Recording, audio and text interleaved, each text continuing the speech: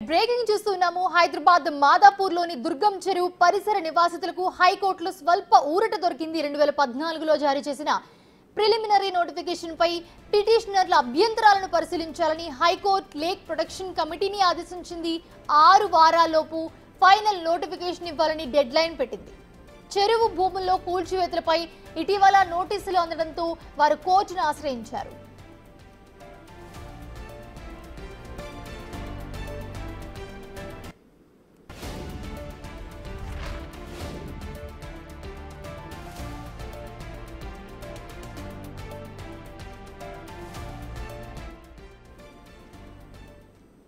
హైదరాబాద్ మాదాపూర్లోని దుర్గం చెరువు పరిసర నివాసితులకు హైకోర్టులో స్వల్ప ఊరట లభించింది. అయితే 2014లో జారీ చేసిన ప్రిలిమినరీ నోటిఫికేషన్ పై పిటిషనర్ల అభ్యంతరాలను పరిశీలించాలని హైకోర్టు లేక్ ప్రొటెక్షన్ కమిటీని ఏర్పాటు చేసింది. అయితే 6 వారాల్లోపు కూడా ఫైనల్ నోటిఫికేషన్ ఇవ్వాలంటూ డెడ్ లైన్ కూడా పెట్టింది. చెరువు భూముల్లో కూల్చివేతలపై ఇటీవల నోటీసులు అందడంతో వారు కోర్టును ఆశ్రయించారు.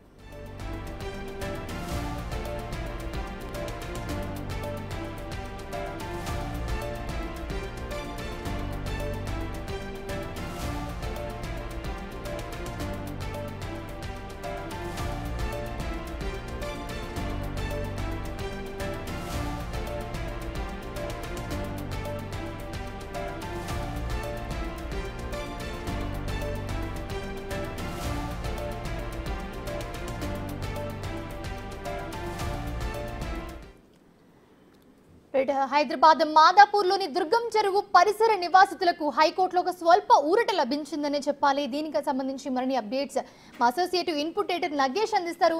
నగేష్, ప్రస్తుతం చూస్తున్నాము, ఎవరైతే మాదాపూర్లో నివాసితులు ఉంటారో వాళ్ళందరికీ హైకోర్టులో ఊరట లభించిందనే చెప్పుకోవచ్చా?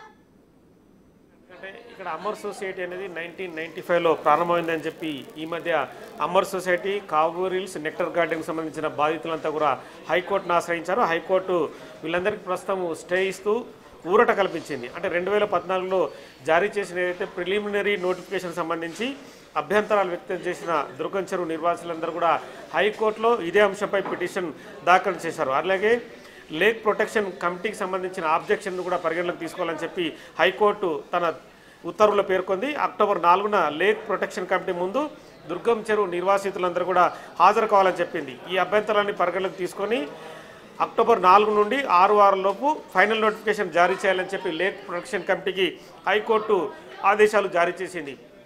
1980లోనే చెరువుని ఉడా 90 ఎకరాల విస్తీర్ణంలో ఉందని చూపించింది. తదుపరి 60 ఎకరాలు చూపించింది. అంటే రెసిడెన్షియల్ జోన్ కానీ అప్పుడు అధికారులు ప్రకటించారు.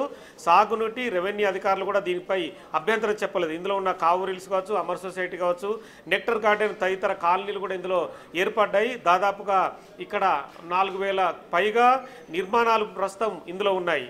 దీనిపైన ఈ మధ్యనే హైడ్రా FTL కింద గుర్తిస్తూ వాళ్ళందరికీ F అని చెప్పి ఒక మార్కు వేస్తూ ప్రతి ఇంటికి కూడా F అని చూపించింది. దీంతో ఇక్కడ ఉన్న నిర్వాసులంతా కూడా హైకోర్టును ఆశ్రయించారు. అంటే 1995లో ఇక్కడ అమర్ సొసైటీతో పాటు మిగతా నెక్టర్ గార్డెన్, కావూరిల్స్ అనే ఏదైతే రియల్ ఎస్టేట్కి సంబంధించిన అప్పుడు సొసైటీలు ఏర్పడ్డాయి. అప్పుడే తమకు అధికారికంగా అపార్ట్మెంట్లు, ఫ్లాట్లకు కూడా పర్మిషన్లు జారీ చేశారని చెప్పి హైకోర్టుకు తెలిపారు. గతంలో ఉన్న ఏదైతే హైకోర్టు ఆర్డర్లు కూడా కోర్టు ముందుంచారు. కానీ చెరువుల అక్రమ నిర్మాణాలపైన హైడ్రా ప్రస్తుతం కూల్చివేతలు చేస్తున్న ఈ క్రమంలో చాలామంది ఇక్కడ సీనియర్ రిటైర్డ్ IAS అధికారులు కావచ్చు, రాజకీయ నేతలు కావచ్చు, చాలామంది ఇక్కడ నివాసం ఉంటున్నారు. వీళ్ళందరూ కూడా హైకోర్టులో తమ పిటిషన్ దాఖలు చేసి గతంలో ఇచ్చిన అయితే లేక్ ప్రొటెక్షన్ కావచ్చు, షేర్లింగంపల్లి మున్సిపల్ అధికారులు ఇచ్చిన ఆర్డర్స్ని కావచ్చు, వాటి ఎవరైతే నోటీసులు కావచ్చు అవన్నీ కూడా హైకోర్టు ముందుంచారు. అంటే రకరకాల విషయాలను కూడా హైకోర్టులో అధికారులు దాఖలు చేశారు. అంటే